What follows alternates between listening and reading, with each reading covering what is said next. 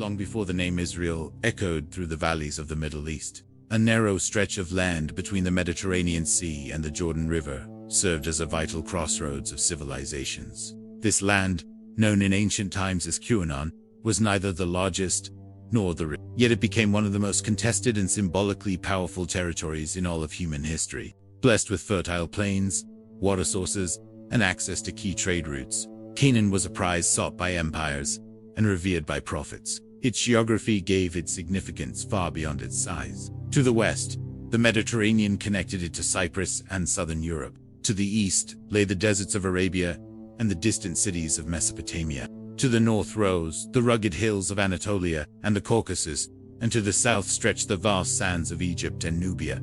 It was here at fragile intersection that the earliest sparks of a story thousands of years in the making began to glow. The first known settlers of Canaan date back to the late Paleolithic and early Neolithic periods. Archaeological evidence, especially in places like Jericho, reveals that these early people developed complex societies, built fortifications, and even constructed circular towers and thick walls. Jericho, located in the Jordan Valley, remains one of the oldest continuously inhabited cities in the world. Nearly 11 millennia old, the city stood as a testament to the ingenuity and persistence of early human settlement. But Jericho was just the beginning. Across the region, small villages and fortified towns emerged, giving rise to what would later be known as the Canaanite civilization. The Canaanites were Semitic-speaking peoples who established trading networks and city-states like Hazor and Le. They worshipped a pantheon of deities, much like their neighbors in Egypt and Mesopotamia, and adopted many cultural traits from surrounding empires, while also maintaining distinct local customs.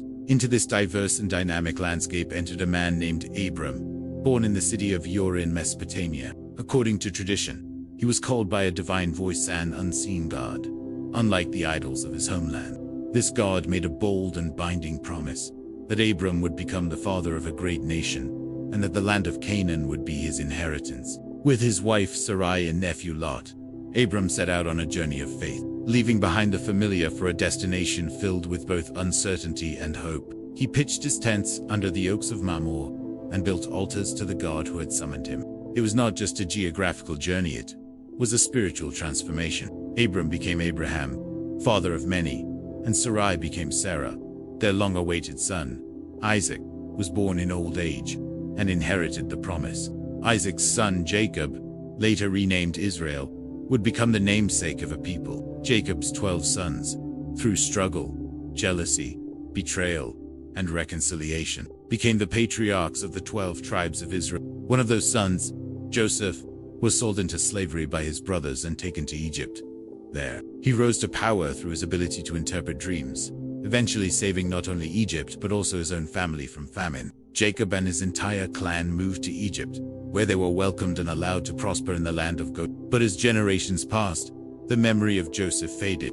A new pharaoh arose, one who saw the growing Hebrew population as a threat.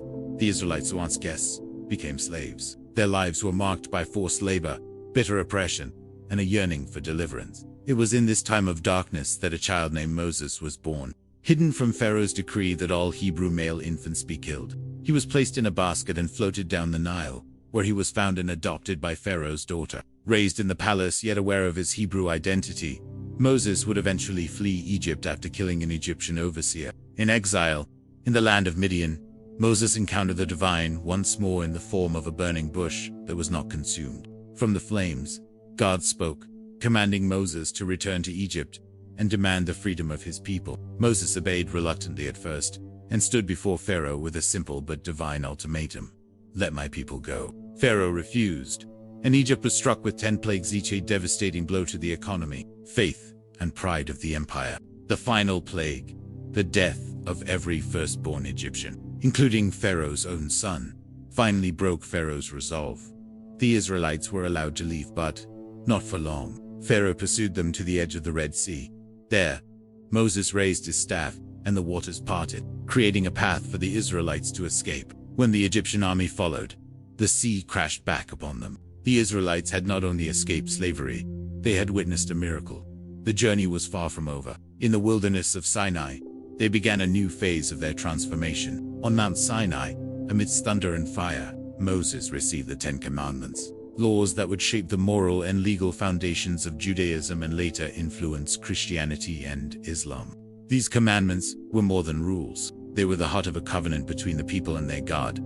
Yet even as Moses communed with the divine, the people faltered. In his absence, they built a golden calf and worshipped it, a betrayal that nearly doomed them all. Moses interceded, the covenant was restored, and the wandering continued. For 40 years, the Israelites lived in the desert. It was a time of testing, purification, and preparation. They built a tabernacle, a portable sanctuary that housed the Ark of the Covenant, and developed a system of priests, rituals, and festivals. The generation that had known Egypt would not see the promised land.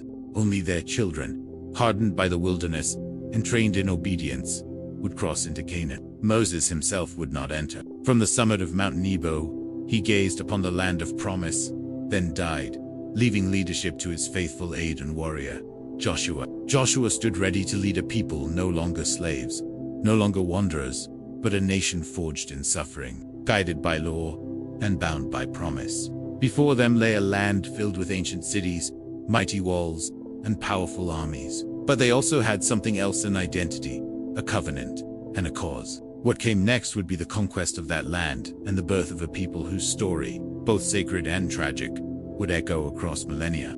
The people of Israel stood at the banks of the Jordan River, looking across the water at the land they had been promised for generations. Behind them stretched the wilderness of sin of 40 years of wandering, hardship, miracles, and memory. Before them was Canaan, a land of cities fortified with walls, armies hardened by generations of warfare, and cultures entirely foreign to the desert-born nation now preparing to invade.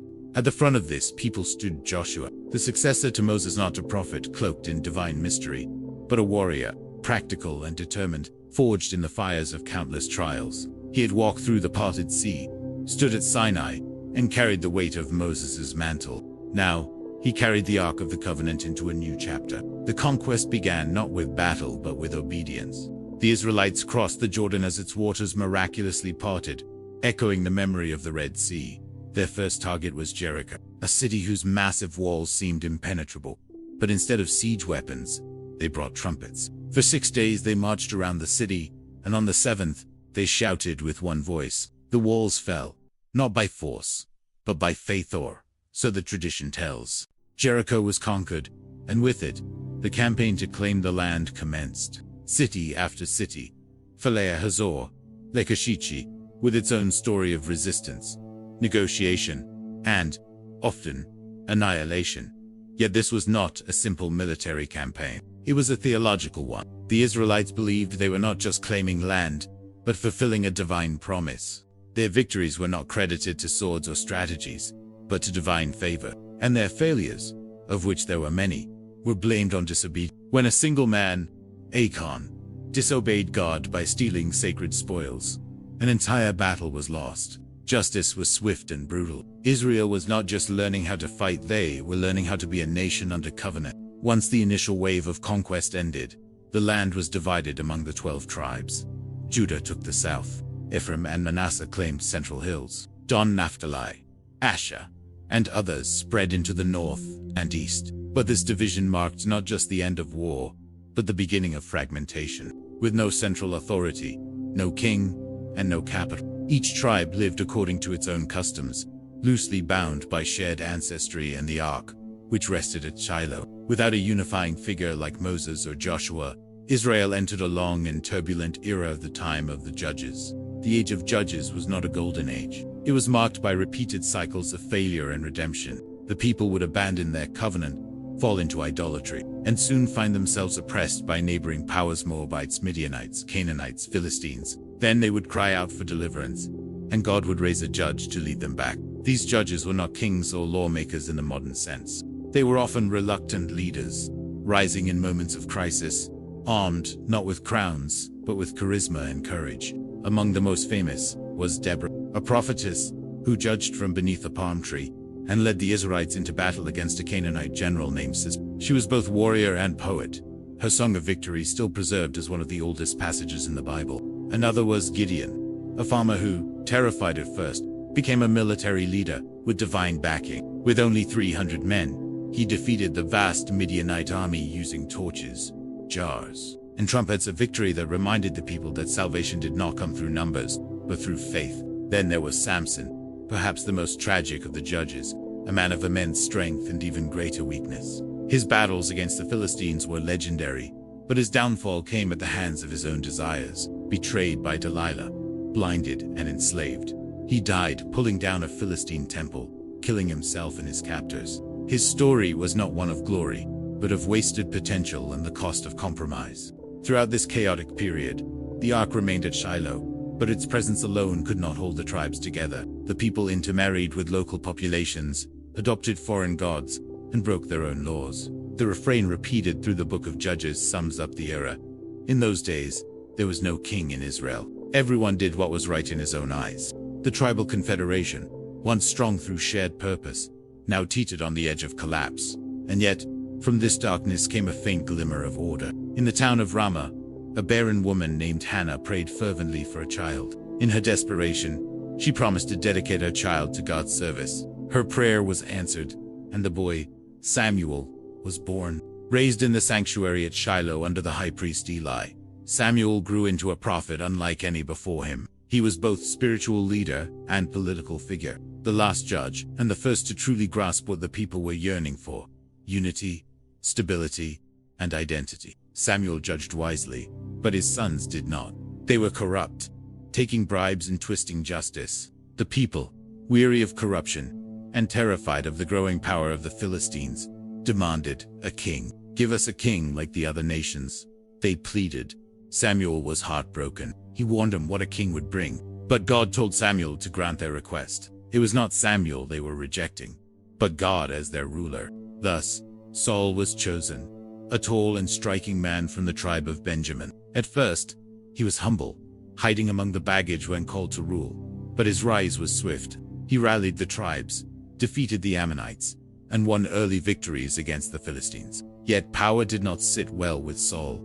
He grew erratic, disobedient, and paranoid. When he overstepped his role by offering sacrifices himself, violating sacred law, Samuel delivered a grim verdict: "The Lord has rejected you as king." Saul's reign began with hope and ended with tragedy. The enemy he could not defeat was not the Philistines, it was himself.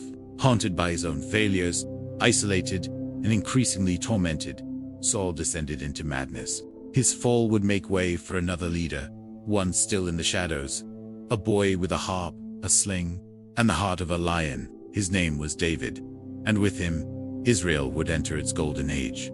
When Saul fell on his sword atop Mount Gilboa, his death marked not only the end of Israel's first monarchy, but also the beginning of a new and far more enduring era. The once promising king had crumbled under the weight of his own insecurities and disobedience. But in the shadows of his collapse, a new figure emerged, forged not in palaces but in pastures. David, the youngest son of Jesse, was a shepherd, a poet, and a warrior.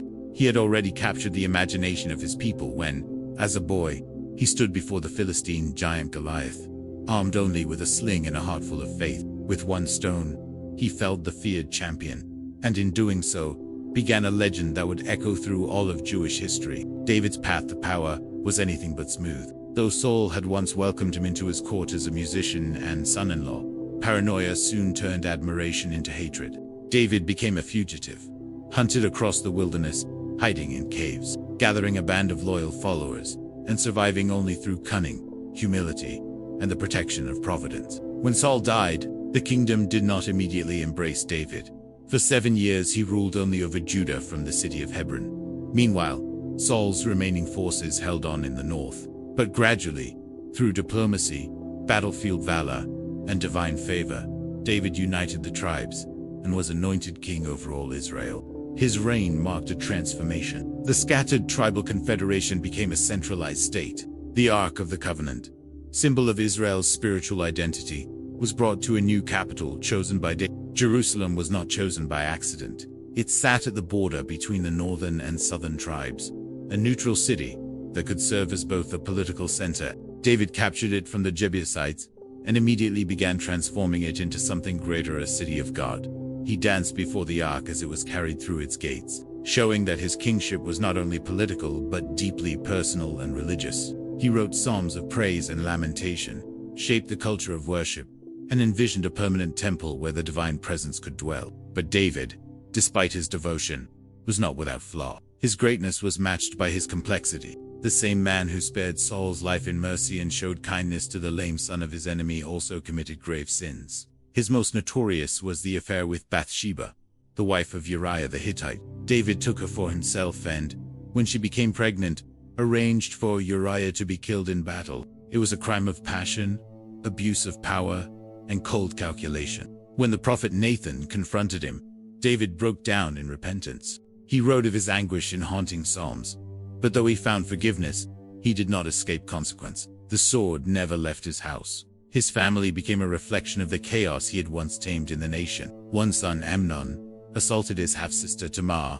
Another, Absalom, murdered Amnon and later led a full-scale rebellion against his own father. David, heartbroken, fled Jerusalem, barefoot and weeping, as his son claimed his throne. Though David eventually reclaimed the kingdom, the wounds remained. The palace, once a symbol of unity, now stood scarred by betrayal and loss. Yet despite personal tragedies and political turmoil, David left behind an indelible legacy. He secured Israel's borders, expanded its territory, subdued enemy, and gave his people a capital, a sense of destiny, and the beginnings of a national identity rooted in covenant and kingship. His reign was remembered as a golden age, and generations would look back to David as the ideal king, not because he was perfect, but because he was human, faithful, and repentant. As David grew old, questions of succession loomed. Among his many sons, it was Solomon, the child born to Bathsheba, whom David chose to inherit the throne. It was a surprising choice, given the scandal of his origin, but perhaps David saw in Solomon a chance for redemption. Before he died, David gave Solomon detailed instructions about politics, justice, and most importantly, the temple. It would be Solomon's task to build the house of the Lord, the sacred space David had dreamed of, but had been denied because of the bloodshed in his reign. Solomon inherited a kingdom at peace and brought it to unprecedented prosperity. He was a different kind of king. Where David was a warrior poet, Solomon was a scholar, a builder, a judge. Early in his reign, he famously asked God not for wealth or victory, but for wisdom to govern his people well.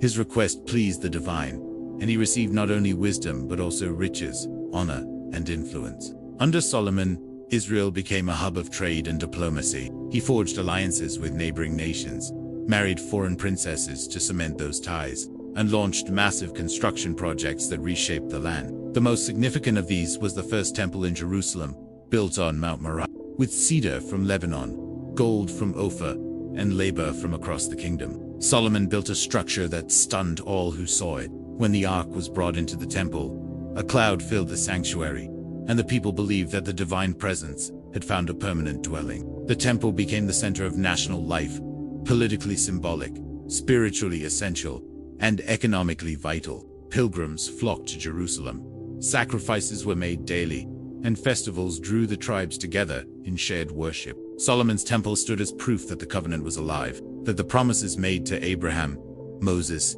and David had not been forgotten.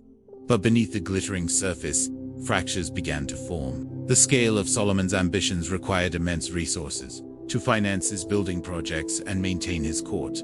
Solomon imposed heavy taxes and conscripted labor. The very people who had once followed Moses out of Egypt to escape forced labor now found themselves back under the yoke, this time by one of their own. The unity David had forged began to strain. Moreover, Solomon's many foreign wives brought with them foreign gods. Though he had built the temple to the Lord, Solomon also erected shrines to Ashtoreth, Molech, and Chemosh to appease his wives' traditions. This religious compromise deeply disturbed many as it wasn't just a matter of the man known for wisdom allowed his heart to be divided, and that division would be inherited by the nation. Toward the end of his life, rebellions broke out in the north. Tribal leaders began to question the legitimacy of Jerusalem's rule. The glories of Solomon's palace could not hide the growing resentment in the streets. When Solomon died, his kingdom was vast, his treasury full, and his legacy complicated. He had built cities, expanded trade, and ushered in a cultural renaissance. He was the author of proverbs, songs,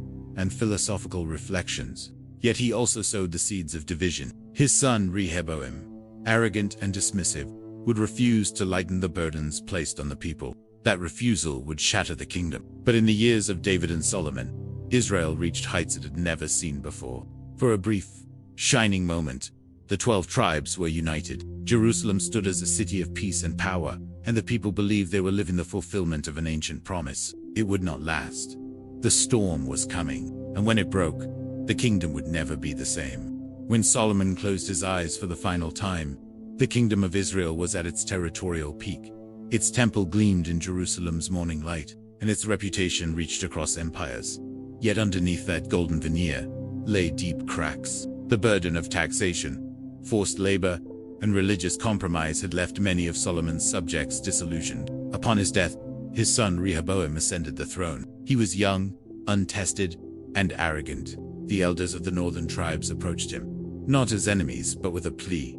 Lighten the heavy yoke your father placed upon us, and we will serve you. It was a moment for healing, but Rehoboam, advised by brash young courtiers rather than wise elders, chose pride over prudence. He replied, "My father chastised you with whips. I will chastise you with scorpions." That single decision split a nation.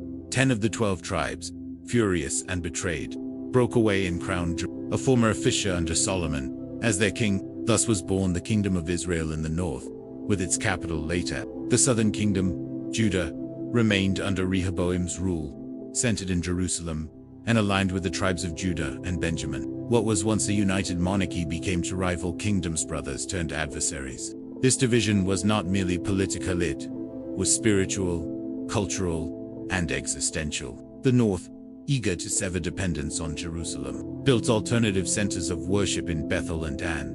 Golden calves were erected as symbols of national religion, invoking echoes of the wilderness idolatry that had once nearly destroyed the Israelites. Jeroboam claimed it was practical, giving his people local shrines, so they would not need to journey to Judah. But in truth, it fractured the covenantal heart of the nation. The prophets cried out. There were voices in the wilderness, in palaces, on the steps of temples, warning, pleading. These were not fortune tellers or sages for hire. They were thunder in human form, channeling divine fury and sorrow at a people who had forgotten justice, forsaken mercy, and turned sacred institutions into tools of oppression. In the north, Elijah emerged as the storm, confronting King Ahab and Queen Jezebel, rulers who had imported foreign gods, persecuted the faithful, and led the people into spiritual ruin. On Mount Carmel, Elijah called down fire from heaven to prove the power of the one true God against the priests of Baal. But even after the fire fell and the people trembled, nothing changed. Corruption remained. Violence endured. Elisha followed, continuing Elisha's mission, performing miracles, and revealing the compassion and judgment of God in equal measure. Meanwhile, in Judah, prophets like Isaiah, Micah, and Amos cried out against hypocrisy. They saw worship without justice, offerings without righteousness, temples full of songs but empty of integrity. Let justice roll down like waters, Amos declared, and righteousness like a mighty stream. These prophets were not welcome. They were mocked, imprisoned, even killed. But their words would outlive kings. Politically, both kingdoms struggled. The north, though larger and more populous, was plagued by instability. Dynasties rose and fell with alarming speed, often through assassination and betrayal. Israel made alliances with neighboring powers, sometimes with Syria, sometimes with Egypt, each pact drawing it deeper into the web of imperial conflicts. Judah, though more stable under the Davidic line, was not immune to decay. Some kings walked in the way of righteousness, restoring the temple and purging idols. Others were tyrants, indulging in greed, injustice, and bloodshed. The external threat loomed ever larger. In the northeast, the Assyrian Empire was rising, an unstoppable war machine built on conquest, terror, and tribute. As the 8th century BCE progressed, Assyria set its eyes on the Levant. Israel, weakened by civil strife and poor leadership, became an easy target. In 722 BCE, after a brutal siege, Samaria fell. The northern kingdom of Israel was destroyed. Its people were deported en masse across the empire, scattered and absorbed. These became the so-called 10 lost tribes, their fate still a mystery, their legacy a haunting echo. The Assyrians practiced a calculated policy of cultural erasure, relocating conquered peoples to prevent rebellion. What remained in the north was a remnant foreign settlers, and a fragment of Israelite identity that would later evolve into the Samaritans. Judah watched this disaster unfold and trembled. Yet rather than repent, Many of its leaders took false comfort in the survival of the temple in Jerusalem. "We are safe," they said. "The house of the Lord is here." The prophet Isaiah warned that empty ritual would not save them. He called for genuine repentance, social justice, and trust in God rather than foreign alliances. His vision was soaring of swords, beaten into plowshares, of a child leading the lion and the lamb, of a future king who would rule in peace. But his warnings were ignored by most. As Assyria's power waned, a new force emerged in the east. Babylon, under the ambitious and ruthless Nebuchadnezzar II. Babylon conquered Assyria's remnants and turned its gaze westward. Judah, caught between allegiance to Babylon and hopes of Egyptian support, made a fatal miscalculation. King Zedekiah, installed by Nebuchadnezzar, rebelled. In response, the Babylonian army returned to Judah with fire and fury. In 586 BCE, Jerusalem fell. The walls were breached. The palace was looted, and most devastating of all, the first temple, the very heart of Jewish worship and national identity, was burned to the ground. The Ark of the Covenant disappeared from history. The city was left in ashes. Thousands were taken into exile in Babylon. It was not just a military defeat, it was a spiritual catastrophe. The covenant seemed broken. The promises to Abraham, to Moses, to David all seemed null and void. How could they worship without a temple? How could they sing the songs of Zion in a foreign land? And yet, in the midst of this despair, something extraordinary began to happen. Faith did not die. It adapted. The exiles clung not to place, but to memory, to text, to law. New leaders like Ezekiel and Daniel emerged, men of vision, conviction, and hope. In Babylon, they preserved sacred writings, taught the next generation, and proclaimed that exile was not the end. The prophet Jeremiah, who had warned 4 years of Jerusalem's fall, wept bitterly when his words came true. But he also delivered a message that no one expected. A new covenant was coming, not written on stone tablets, but on heart. This covenant would endure no matter the nation's borders, no matter the temple's absence. The people would return. They would rebuild, but they would never be the same. The path to exile was paved with arrogance, injustice, and ignored warnings. But in exile, Israel found something paradoxical: an identity, not bound by geography, but by covenantal memory. The land was lost, the kingdom destroyed, the temple burned, but the story was far from over. From the ashes of Jerusalem, the idea of a people who could survive without a king, without a temple, without even a home began to take root. In the fire of destruction, something unbreakable was forged. In Babylon, the exiled people of Judah sat beside the rivers and wept. They remembered Zion, their songs silenced by grief, their rituals severed from the temple that once stood at the heart of their lives. Everything tangible had been taken from them: their king, their land, their sanctuary. But one thing remained: their story. In exile, that story became lifeblood. Around fires and in prayer gatherings, the elders spoke of Abraham's covenant, of Moses' liberation, of David's kingdom, and of a promise that somehow, someday, they would return. Yet even the most faithful knew the return would not simply be a reversal of loss. Babylon was not just a prison, it was a crucible. In its heart, a new kind of Judaism was forming, no longer dependent solely on place, but anchored in memory, scripture, and law. It was in this unexpected place that new leaders rose, shaped by foreign land but devoted to ancestral faith. Among them was the prophet Ezekiel, whose visions thundered across the desert of despair. He saw dry bones rising, a valley of death turned into life. He spoke of a new heart, a heart of flesh instead of stone. His words were strange and powerful, filled with images of wheels within wheels, but their core was simple. Exile was not the end. It was discipline, not destruction. At the same time, Daniel, taken to the court of Babylon, resisted assimilation. He kept the dietary laws, refused to bow to foreign idols, and survived trials by fire and lion's den. His steadfastness became legend, his dreams and visions keeping alive the hope that even in the belly of empire, God had not abandoned his people. Then history turned once more. In 539 BCE, the Babylonian Empire fell to the rising power of Persia. Its king, Cyrus the Great, was no ordinary conqueror. His empire was vast, but his rule was unusually tolerant. He allowed exiled peoples to return home and restore their temples. For the Jews, this was nothing short of miraculous. Isaiah, writing before the event, had even named him the only non-Jew in scripture to be called the Lord's anointed. With imperial decree in hand, The Jews prepared for the long journey home. But the return was not a triumphant march. It was hesitant, uncertain, and full of hardship. Not all exiles chose to go back. Babylon had become home for many, but for those who did return, led by figures like Zerubbabel and later Ezra and Nehemiah, the path was clear. They would rebuild. They arrived in ruins. Jerusalem was broken, stone, and scorched earth. The people who had remained in the land viewed the returnees with suspicion, and resources were scarce. But hope was stronger than despair. Work began on the Second Temple, though progress was slow. Opposition from surrounding peoples, internal fatigue, and the absence of former glory made the task seem insurmountable. The foundation was laid, but many wept, not out of joy, but because it seemed small and pitiful compared to Solomon's temple. The prophets Haggai and Zechariah rose to rekindle the flame. "Who despises the day of small things?" Haggai asked. "The glory of this latter house will be greater than the former," Zechariah declared.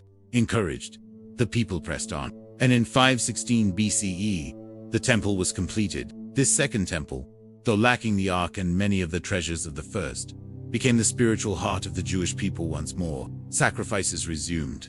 Festivals were celebrated. Pilgrims returned. But this was not the same Israel. There were no kings from David's line. The people were ruled by Persian governors and high priests. Yet in this strange arrangement, something enduring took shape. Without a monarch, the priests and scribes gained new authority. Without a central military, the law became the binding force. And it was in this period that the Torah, the 5 books of Moses, was compiled and canonized into a single body of sacred texts. What had once been oral became written. What had once been localized became portable. Ezra, a priest and scribe, led a second wave of returnees and played a defining role in this transformation. Upon arriving in Jerusalem, he gathered the people and read the law aloud from morning to noon. Men, women, and children stood and wept, not because the words were new but because in exile, they had forgotten. Ezra taught that true return was not merely geographical, it was spiritual. To come back to the land meant coming back to the covenant, to justice, to holiness. He instituted regular public readings of scripture, began formal education in the law, and founded what would later be known as the Great Assembly, a council of elders and scholars who would guide the people not by sword but by wisdom. Ezra was not loved by all. His reforms were strict. He condemned intermarriage with foreign women, insisting on separation to preserve the purity of identity. His stance caused deep personal pain in many families. But to Ezra survive depended on boundaries, cultural, spiritual, and communal. What he set in motion would endure long after empires rose and fell. Nehemiah, a cupbearer to the Persian king, followed Ezra in this mission of restoration. Granted royal permission, he returned to rebuild Jerusalem's broken walls. He did so not as a priest, but as a governor and statesman, facing threats from without and discord within. He inspired the people to work with one hand on the wall and the other on their swords. Day by day, stone by stone, they rebuilt not just the walls, but their confidence. When completed, Jerusalem once again had form, function, and purpose. But the heart of the restoration was not the walls, nor even the temple. It was the people's renewed commitment to their faith and identity. During this Second Temple period, a new institution began to take root, the synagogue, born out of necessity during exile. Where no temple existed, synagogues now spread across Jewish communities near and far. They were not places of sacrifice, but of learning, prayer, and gathering. They became the centers of Jewish life outside Jerusalem, allowing the faith to survive even when the physical temple was distant or inaccessible. This development was quiet, almost invisible at first, but it would prove decisive in shaping Judaism as a faith of resilience. The Persians ruled with relative tolerance, allowing local customs to flourish, so long as taxes were paid and order maintained. Jewish life under Persian rule stabilized, pilgrimages resumed, festivals were restored, new psalms were written. Wisdom literature like Ecclesiastes and Proverbs explored questions of justice and meaning. But always, at the edge of memory, was the trauma of the past and the question, what if it happens again? How do we stay faithful without a king? Without control of our borders? Without the Ark of God? The answer, slowly but surely, became clearer. Faith had to live in the scroll, in the tongue of children, in the rhythms of daily life. Judaism was becoming not only a religion of the land, but of the book. As decades turned to centuries, the Persians themselves began to weaken. In the west, a new power was rising. It spoke Greek, followed gods with unfamiliar names, and was led by a young general who believed he was destined to conquer the world. His name was Alexander. The Jews would soon face a new challenge, not destruction, but assimilation. But for now, under Persian skies, beside a newly built temple, and within fortified walls, the children of exile had become the guardians of a tradition no empire could erase. Their return was not a restoration of power, it was the birth of perseverance. And in that quiet rebirth, the people learned to live not only in their land, but beyond it, carrying their identity like a flame through the winds of history. When Alexander the Great swept through the ancient world in a whirlwind of conquests, he brought with him more than swords. An ambition. He carried a culture, Hellenism, the spread of Greek language, art, philosophy, and civic ideals, followed in his footsteps like an invisible army. When he died young in 323 BCE, his vast empire fractured, and his generals divided the spoils. Judea, a small province caught between rival powers, became part of the Seleucid Empire based in Syria, while to the south, the Ptolemies ruled Egypt. For a time, the Jews lived under Ptolemaic control, and though taxes were heavy, religious life remained intact. Greek influence seeped in slowly, names, customs, architecture, but the core of Jewish life, centered around the temple and Torah, remained resilient. But when Judea fell under Seleucid control, the pressure to assimilate grew stronger. Greek gymnasiums opened in Jerusalem. Hellenistic elites, many from Jewish families, began to abandon ancient customs in favor of the new cosmopolitan ideal. Circumcision was hidden. Sabbath observance faded in urban centers. Some viewed this as progress, a path to status, opportunity, and intellectual flowering. Others saw it as betrayal. The tension between tradition and assimilation was no longer philosophical, it was existential. And then came the tipping point. In 175 BCE, Antiochus IV Epiphanes rose to power in the Seleucid Empire. Charismatic, erratic, and obsessed with uniformity, he sought to erase the distinctions that divided his empire. In Jerusalem, that meant targeting the heart of Jewish identity. He outlawed Sabbath observance, Torah reading, and circumcision. He entered the sacred temple, desecrated the altar, and erected a statue of Zeus within its courts. Swine were sacrificed on the holy site. For the Jewish people, this was not merely persecution, it was desecration of the divine itself.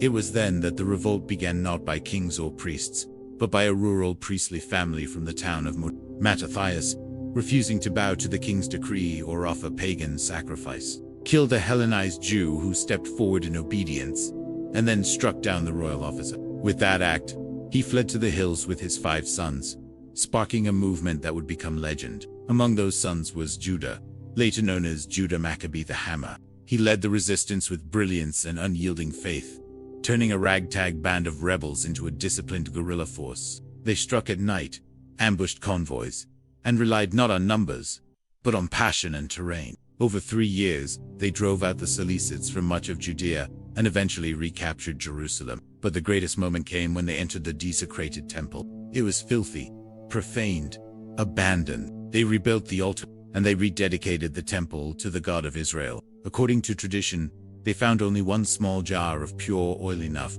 to light the menorah for a single day. Yet the flame burned for 8 days, long enough to prepare more.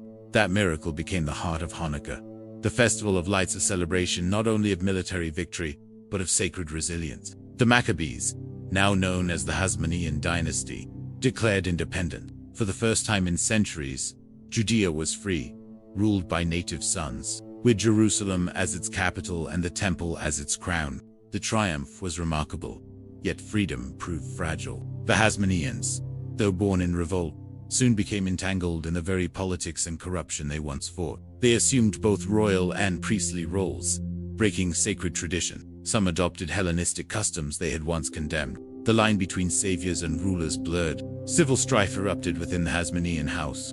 Brothers turned on brothers, claimants competed for power, and foreign alliances were sought. Rome, now rising in the west, entered the picture as a broker of peace but with imperial intentions. In 63 BCE, the Roman general Pompey marched into Jerusalem under the guise of arbitration. Instead, he entered the Holy of Holies, the most sacred chamber of the temple, and Judea became a client state of the Roman Republic. Independence was over, but unlike Babylon or Assyria, Rome did not destroy the temple. Instead, it absorbed Judea into its vast administrative web. Local rulers were appointed to manage affairs under Roman supervision. One of the most notorious was Herod the Great. Herod was not of Davidic lineage, but an Idumean, appointed king by the Romans. He ruled with cunning and cruelty, maintaining order through fear while launching massive building projects to appease the people. His greatest achievement was a renovation of the Second Temple and expansion, so grand it dwarfed anything seen before. The Temple Mount was enlarged, colonnades were added, and the sanctuary was clad in white stone and gold. From a distance, it gleamed like a mountain of light. Pilgrims came in droves. Sacrifices resumed in full grandeur, yet many saw through the marble and gold. Herod ruled with blood-soaked hands. He murdered rivals, including his own wife and sons. The people loathed him but feared his reach. Though the temple stood higher than ever, the soul of the nation remained uneasy.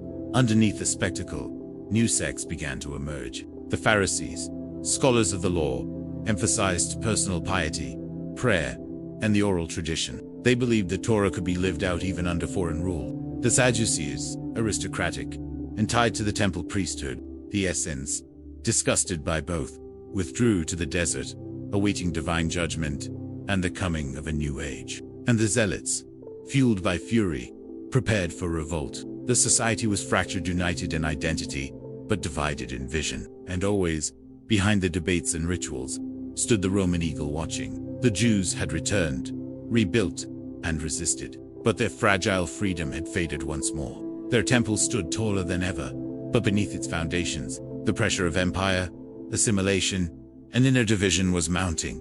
The time was coming when Jerusalem would burn again, but before that fire, another figure would walk its streets preaching, not revolt, but repentance. A teacher whose followers would one day claim him as Messiah. But that is another chapter, filled with both hope and heartbreak. For now, Israel remained in the hands of empire, its people faithful but divided, its flame flickering but not extinguished.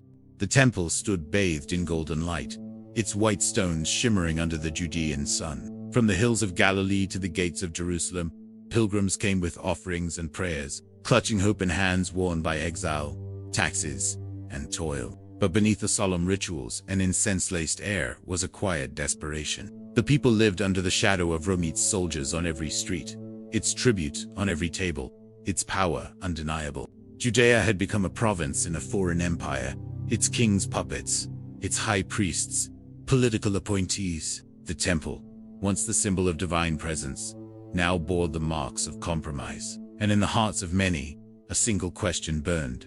When would deliverance come? The ancient prophets had spoken of a Messiah, anointed one who would restore the throne of David, shatter the yoke of oppression, and bring peace to a land scarred by conquest. Some believed he would be a warrior like Joshua or Judah Maccabee. Others a new Moses to lead a spiritual exodus. Messianic expectations simmered in the air, fed by poverty, injustice, and memory. Amid this tension, a man emerged not from the palace or the temple, but from Nazareth, a dusty town far from power. His name was Jesus, son of a carpenter, born in obscurity during the reign of Herod. His message was not one of armed revolt, but of inner transformation. He spoke of the kingdom of God not as territory, but as a state of heart. He healed the sick, dined with outcasts, and challenged the authority of both Rome and the religious elite, not with swords, but with parables. Crowds followed him. The poor called him teacher, the broken called him healer, and some began to whisper, Messiah. But his path diverged from expectation. When asked about taxes to Caesar, he said, Render unto Caesar what is Caesar's, and unto God what is God's. When others plotted rebellion, he preached forgiveness. His entry into Jerusalem on a donkey during Passover was filled with symbolism, echoing prophecies, but instead of seizing power, he cleansed the temple, condemning those who turned sacred space into commerce. It was a challenge the authorities could not ignore. Betrayed, arrested, tried by both Jewish and Roman leaders, Jesus was crucified outside the city walls, a punishment reserved for rebels. He died like a criminal, humiliated and abandoned. But his death did not end his movement. His followers, claiming he had risen from the dead, began to spread his teachings throughout Judea and beyond. They spoke of resurrection, of love that conquered death, of a new covenant not written on stone, but on the soul. What began in a Galilean village would, in time, reshape empires. Meanwhile, the pressure in Judea continued to rise. Roman rule became increasingly brutal, taxes heavier, governors more corrupt. The temple priesthood, largely aligned with Rome, grew distant from the common people. Sectarianism deepened. Pharisees debated law and purity. Sadducees clung to ritual and order. Essenes withdrew entirely, and zealots sharpened their blades. In 66 CE, the long-brewing storm finally broke. The Great Jewish Revolt erupted, a desperate, passionate, and doomed bid for freedom. The rebels drove the Romans from Jerusalem. For a moment, hope flared, but Rome responded with overwhelming force. General Vespasian, and later his son Titus, laid siege to the city. The siege was merciless. Famine consumed the inhabitants. Infighting among rebel factions turned the city into a war zone before the Romans even breached the walls. And then, in 70 CE, it happened. Jerusalem fell. The Second Temple, the very heart of Jewish identity for centuries, was destroyed, set ablaze by Roman soldiers. Its stones torn down, its treasures plundered. The smoke rose into the sky as a nation watched its holiest place vanish in fire. The loss was more than architectural, it was cosmic. The covenant, once centered in a sacred space, now had no center. Once again, the people asked, without a temple, who are we? Rome celebrated the victory with triumphal arches and coins bearing the image of Judea weeping beneath a palm tree. Thousands of Jews were killed or sold into slavery. Many fled. Others clung to the ruins and began again. But even in the ashes, the tradition endured. Rabbi Yochanan ben Zakkai, smuggled out of besieged Jerusalem in a coffin, was granted permission by the Romans to establish a school at Yavne there. A new Judaism was born, rabbinic, portable, text-centered, no longer reliant on temple or priest. Prayer replaced sacrifice. Community replaced kingdom. The Torah became the axis around which Jewish life revolved. It was a revolution, not of swords, but of survival. But some could not accept this adaptation. In 132 CE, under the Emperor Hadrian, tensions flared again. Hadrian banned circumcision and planned to build a Roman city over Jerusalem, renaming it Eliakim. Led by Simon Bar Kokhba, hailed by some as the true Messiah, the Jews rose once more. For 3 years, they fought with unrelenting fury, even establishing an independent state. But in 135 CE, the revolt was crushed with terrifying finality. Hundreds of thousands were killed. The land was renamed Palestina, an attempt to erase Jewish identity itself. Jews were banned from Jerusalem. The center of their world was closed to them. And yet, the people did not vanish. Scattered across the Mediterranean and beyond, they carried with them their language, their law, their longing. The diaspora was not exiled, it was even in Babylon, Rome, Alexandria, and later in Europe and North Africa. Jewish communities rebuilt lives, grounded not in temple walls, but in memory and manuscript. The dream of return never died, but the people learned to live with it, deferred. Synagogues became sanctuaries. Rabbis became the stewards of continuity. And every year, at Passover, they would lift a cup and say, "Next year, in Jerusalem." Meanwhile, the followers of Jesus, now called Christians, were spreading his teachings across the Roman world. What began as a Jewish movement grew into something far broader. Paul of Tarsus, a former Pharisee, preached that Jesus' message was for Gentiles too. Churches sprang up in cities from Corinth to Rome. They faced persecution, but they endured. And eventually, astonishingly, the empire that had crucified Jesus would adopt his message. But in doing so, it would reshape the story. The split between Judaism and Christianity, once subtle, became irreversible. For Jews, the Messiah had not yet come. For Christians, he and would return. Two paths from the same route, now diverging across centuries. The land of Israel, once united under David, had become a crossroads of empire, messianic fire, and sacred memory. Its soil bore witness to prophets and priests, rebels and rulers, saviors and tyrants. The temple was gone, the kingdom shattered, but the people resilient. Their story did not end in fire. It would continue, reshaped by exile, refined by suffering, and forever bound to a name whispered through generations. Jerusalem. The temple was gone. The land was lost. The name Judea had been erased from Roman maps, replaced by a calculated insult, invoking the ancient Philistines, bitter enemies of Israel. The city of Jerusalem had been transformed into a Roman colony, its gates barred to Jews, its streets echoing not with prayer but with Latin.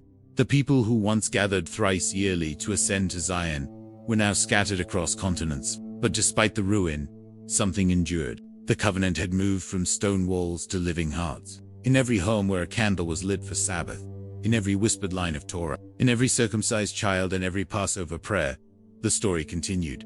Exile was not defeat, it was dispersion. And dispersion became identity. The diaspora, once a term of sorrow, began to define Jewish existence. In Babylon, a great center of learning flourished. Yeshivas arose where rabbis debated scripture, refined law, and preserved memory. The Babylonian Talmud, compiled over centuries, became a portable sanctuarious temple of words. In Alexandria, Jews lived among Greeks and Egyptians, translating sacred texts into Greek, philosophizing with Stoics and skeptics, preserving identity through education. In Rome, they endured ghettos and prejudice, but established synagogues in hidden corners of the empire's heart. Everywhere they went, Jews built communities not with armies, but with scrolls, songs, and schools. But belonging came at a price. Across the centuries, Jews became the other, the stranger within. In the early Christian world, theological divergence turned into accusation. The charge of deicide, killing the Christ, became a stain hung upon the Jewish people by those who misunderstood or weaponized the crucifixion. As Christianity rose to dominance within the Roman Empire, Jews found themselves increasingly marginalized. Laws were passed, restricting their professions, clothing, and movement. Yet the faith endured. With the fall of Rome and the rise of Islam in the 7th century, new dynamics emerged. Under Islamic rule, particularly during the Golden Age of Spain, Jews experienced periods of remarkable tolerance and flourishing. In Al-Andalus, Jewish philosophers like Maimonides rose to prominence, composing works in Arabic and Hebrew that would shape Jewish thought for centuries. Poetry, medicine, astronomy, and theology blossomed. Synagogues stood beside mosques, and Hebrew echoed in the markets of Granada. But this coexistence was fragile. Dynastic shifts, religious fervor, and political instability often turned tolerance to persecution. In North Africa and the Middle East, dhimmi status class citizenship for Jews, and Christians offered protection, but not equality. Meanwhile, in Christian Europe, things grew darker. Medieval Christendom, shaped by fear and ignorance, turned the Jew into a scapegoat for every disaster. When plague struck, Jews were accused of poisoning wells. When economies faltered, they were blamed for usury. Forced to live in ghettos, were identifying badges, and barred from land ownership. Many Jews turned to trade, finance, and scholarship fields, where mobility and knowledge became survival tools. But knowledge could not shield them from hatred. The Crusades unleashed waves of bloodshed not only in the Holy Land but across Europe, where mobs slaughtered entire Jewish communities. Synagogues burned, scrolls would, mothers drowned with their children in rivers to avoid forced baptism. Yet again and again, the people endured. They moved eastward, settling in Poland, Lithuania, and the Russian lands, places that, for a time, offered shelter. There they built new centers of learning, culture, and spirituality. The shtetls, these small Jewish towns, became the heartbeat of Ashkenazi life. Yiddish, a blend of Hebrew and Germanic tongues, became the language of laughter, lament, and love. In these cold and humble villages, scholars pored over Talmud by candlelight, children memorized blessings before they could walk, and families gathered each Friday to bless bread, wine, and each other. Hope lived in songs, in stories, in stubborn survival. But even in Eastern Europe, the cycle of hope and horror repeated. Pogroms, organized massacres, swept through Jewish communities. Cossacks rode through towns with sabers drawn. Homes were torched. Daughters were taken. Fathers were killed.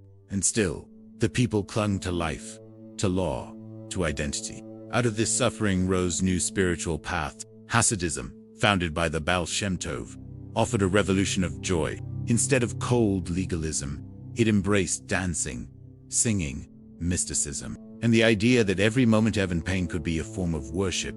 Hasidim danced in the snow. They sang through tears. They saw divinity in the mundane, and they kept the flame alive. In the West, the Age of Enlightenment brought new questions. Could Jews become full citizens? Were they a nation or a religion? In France, after the Revolution, Jews were emancipated for the first time, granted equal rights. The Napoleonic Wars spread that ideal across Europe. Jewish thinkers joined salons, universities, and parliaments. Some embraced secularism. Others struggled to reconcile tradition with modernity. Reform Judaism emerged, seeking to adapt ancient customs to new realities. Synagogues began to resemble churches. Sermons were preached in vernacular tongues, but the dream of full acceptance remained elusive. In Germany, even the most assimilated Jews faced a cold wall of disdain. They were told they could be Germans, but never quite. And then came the 19th century, and with it, the rise of nationalism. As Europeans began to define themselves by blood, soil, and language, Jews found themselves once again outsiders. In Russia, new waves of pogroms sent thousands fleeing westward. In France, the Dreyfus Affair exposed the rot of antisemitism. In Vienna, racial theories painted Jews not just as different but dangerous. A storm was gathering, one darker than any before. But amid this fear, a new idea was born. If the Jews were a people, not merely a faith, then they deserved a land, a homeland, a place where they could live without fear. Zionism, once a whisper in exile, became a movement. Theodor Herzl, witnessing the hatred in Europe, wrote that the Jewish problem was not religious, it was political, and it needed a political solution. He dreamed of a return not to myth, but to reality, to Palestine, to Zion. In 1882, waves of Jews began returning not as conquerors. They drained swamps, planted orchards, revived Hebrew from liturgy to language. Kibbutz, then under British mandate, tensions grew with Arab neighbors. But for the first time in 2,000 years, the exile began to reverse, not in triumph, but in toil, not as prophecy fulfilled, but as survival reclaimed. The long night was not over. The greatest darkness still waited in the heart of Europe, but the people had endured the rise and fall of empires, the scorn of neighbors, the violence of kings. They had wandered through deserts and ghettos, sat beside rivers and remembered Zion, whispered ancient words over newborns and dying elders alike. And in that whisper, a promise remained. Though I walk through the valley of the shadow of death, I will fear no evil, for you are with me. They had survived Babel, Rome, Crusade, and Inquisition. They had outlived pharaohs and Caesars, and though scattered to every corner of the earth, they had not disappeared. They had built invisible temples in every city, written their name into the margins of history, and waited for home, for peace, for dawn. The 20th century arrived, cloaked in promises, science, reason, liberty. The world was building machines to fly, writing constitutions to ensure justice, proclaiming peace in parliaments and newspapers. For many Jews, particularly in Europe, this era seemed like a threshold. In Berlin, Jewish doctors, lawyers, and composers thrived. In Paris, Jewish authors and activists stood at the forefront of social movements. In Vienna, Jewish scientists decoded the mind and the atom. The ghetto walls had been torn down. Emancipation, though incomplete, felt real. Yet, beneath the veneer of acceptance, the old hatreds had only changed their clothes. No longer draped in scripture, they now marched beneath the banners of blood and race. When Adolf Hitler rose to power in Germany in 1933, he did so on a wave of resentment, economic collapse, and nationalist. Jews, though less than 1% of the population, were accused of controlling everything from the banks to the press to the soul of the nation itself. Hitler's ideology was not merely political, it was genocidal. He spoke of a final solution, a plan to eliminate not just Jews as citizens, but as a people, as a presence, as a memory. At first, laws were passed. Jews barred from public office, universities, marriages. Then came the Nuremberg laws, stripping Jews of citizenship, forbidding intermarriage, defining Jewishness not by belief, but by blood. Synagogues were burned on Kristallnacht. Jewish businesses shattered like glass beneath the boots of mobs. And the world, for the most part, looked away. As war erupted across Europe, the Nazi machinery of extermination took form with terrifying precision. Ghettos were established in Warsaw. Vilna, where Jews were herded into overpopulated quarters, starved, humiliated, stripped of dignity. From these ghettos, they were loaded onto trains, cattle cars packed with souls. The destinations bore names that would become eternal wounds. Auschwitz, Treblinka, they were factories of death. At Auschwitz, over 1 million Jews were murdered, not in battle, not by famine, but in gas chambers disguised as showers, with Zyklon B dropped through the roof. Mothers holding infants, rabbis in prayer shawls, children still clutching their books. In total, 6 million Jews perished, 2/3 of Europe's Jewish population. Whole towns were erased, lineages severed, wisdom extinguished. The Holocaust was not simply murder, it was an attempt to erase memory itself, to end a people who had survived every empire, every exile, every attempt to silence them. But even in the abyss, sparks of resistance flared. In Warsaw, fighters rose with homemade weapons, holding off the Nazis longer than entire nations had. In camps, prisoners secretly recorded names, drew portraits, buried testimonies in jars beneath the earth. There were those who escaped through forests, who smuggled Torah scrolls, who risked their lives to save one more child. And after the smoke, the ash, the silent survivors emerged, starved, broken, branded, but alive. Many found that their homes no longer welcomed them. In Poland, returning Jews were attacked. In Hungary, they were greeted with indifference. In France, in Belgium, in the ruble of Europe, they searched for family, for hope, for any reason to begin again. Some went to DP camps, displaced persons camps, makeshift shelters, where the trauma hung heavier than the air. Others tried to reach Palestine, then under British control, but found the gates barred by quotas in politics. Even after the ovens, they were told to wait. But the Jewish people had waited enough.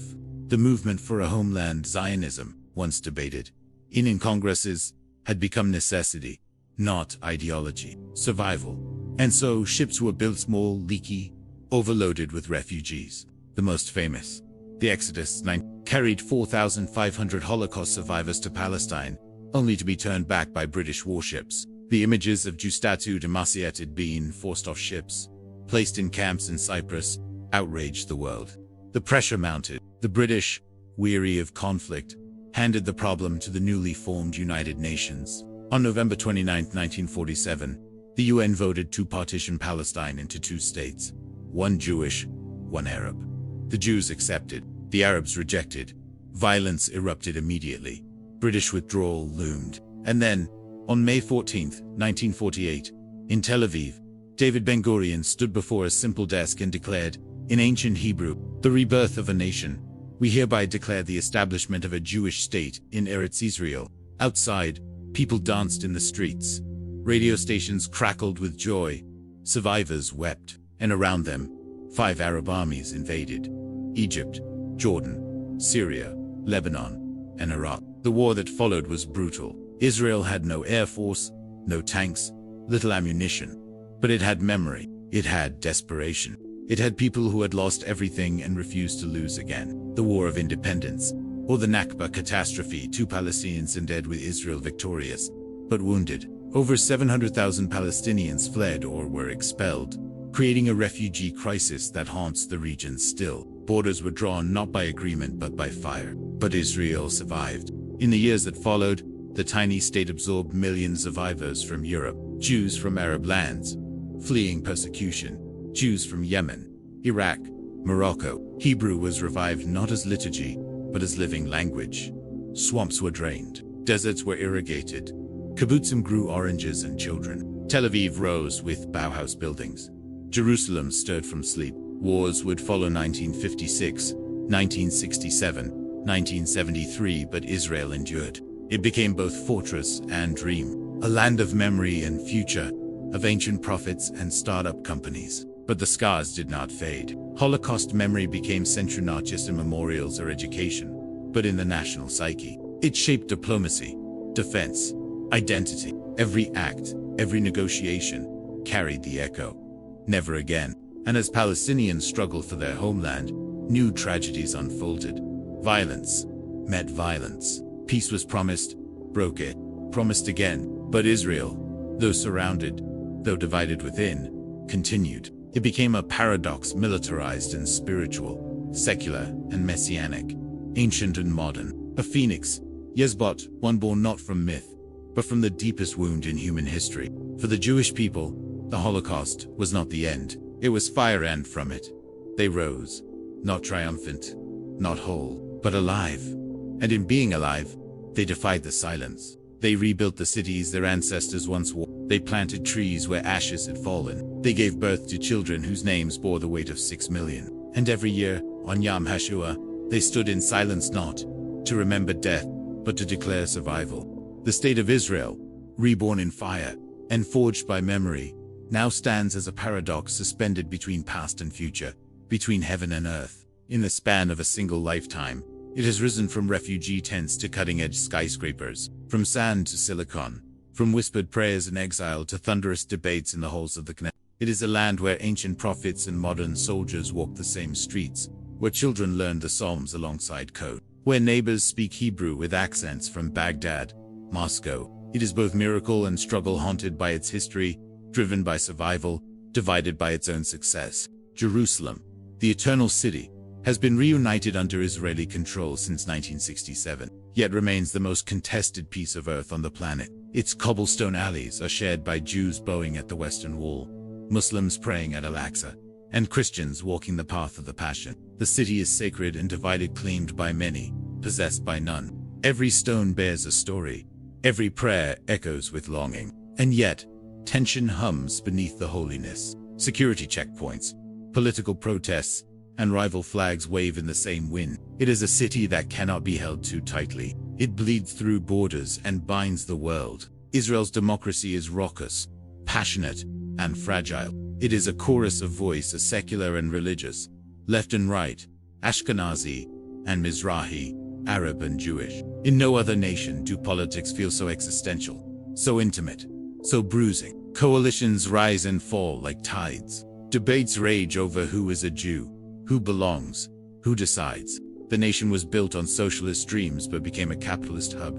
It treasures its military but mourns every soldier as a child lost. It reveres the Torah but battles over how it should govern law. The Haredim, ultra-Orthodox communities, seek a state shaped by Halakha Jewish law. The secular majority demands freedom, science, and pluralism. And between them stands the heartbeat of the people, stubborn, proud, wounded, and unyielding. Yet despite its divisions, Israel thrives. It leads the world in water innovation, cybersecurity, and medical technology. Tel Aviv pulses with nightlife, startups, and art. Haifa stands as a model of Jewish-Arab coexistence. In universities, young Israelis study philosophy, genetics, and Talmud in the same semester. In the army, boys and girls of every background train side by side. In synagogues, voices rise in song on Shabbat. And in every home, stories are passed down of Holocaust survivors, of desert pioneers, of wars survived and peace still prayed for. But the conflict at Israel's borders and within them has not ceased. The Palestinian question, unresolved for generations, remains an open wound. The pain of 1948, the Nakba, the displacement, the refugee camps echoes through Gaza, Ramallah, and East Jerusalem. Millions of Palestinians live without a state, without a passport, without closure. Their rage, sorrow, and dignity demand acknowledgement. Peace talks have come and gone, agreements signed, then broken. The Oslo Accords kindled hope, but were dimmed by bullets and bombs. Intifadas scarred the streets. Rockets and retaliations became rituals of despair. And yet, despite it all, voices still rise from both sides, calling not for victory, but for coexistence. Inside Israel, Arab citizens, nearly 20% of the population, live in a complex reality. They are Israelis by passport, Palestinians by heritage, caught between loyalty and identity. Many thrive as doctors, judges, teachers, artists. Others live in poverty and marginalization. Their inclusion is both a promise and a challenge. Their presence, a reminder that identity is not singular, that belonging can be layered. Israel's neighbors remain uneasy. Iran speaks of annihilation. Syria lies in ruin. Yet quiet alliances bloom. The Abraham Accords, signed with the UAE, Bahrain, Morocco, and Sudan, cracked open a new chapter where economic partnership and shared fears trump ideology. Still, peace remains a fragile seed. It must be watered with courage and compromise, not slogans and steel. And then there is memory. In Israel, memory is not nostalgia, it is armor. Holocaust education is mandatory. Names of victims are etched into walls, whispered in ceremonies, kept alive in the language of every survivor. Yet as generations pass, and the living witnesses fade, the question grows: how to preserve pain without letting it become policy? How to remember tragedy without hardening the heart?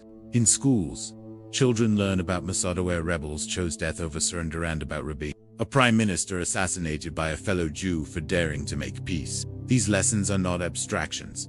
They are warnings. The price of division, the weight of the cost of forgetting that the other is also human. Israel today is not just a nation. It is an argument, an experiment, a hope. It is a refusal to disappear. It is the insistence that a people can wander the earth for 2 millennia, endure slavery, exile, genocide, still return, still build, still believe. But it is also a place where belief must wrestle with reality, where dreams must fit within borders, where peace is not a miracle, but a daily choice. And so the story continues, in the cafes of Tel Aviv, in the olive groves of the Galilee, in the refugee camps of Jenin, in the prayers at the wall, in the tears of a bereaved mother, in the eyes of a young soldier, in the lines of a poem, the sparks of a protest, the silence between sirens. Israel is ancient and unborn, wounded and alive. It is the echo of Sinai and the shadow of Auschwitz. It is both question and answer, both exile and return. And it stands not as proof that history heals, but that history continues. That even in the tension, even in the heartbreak, the human spirit dares to rise, dares to live, dares to hope.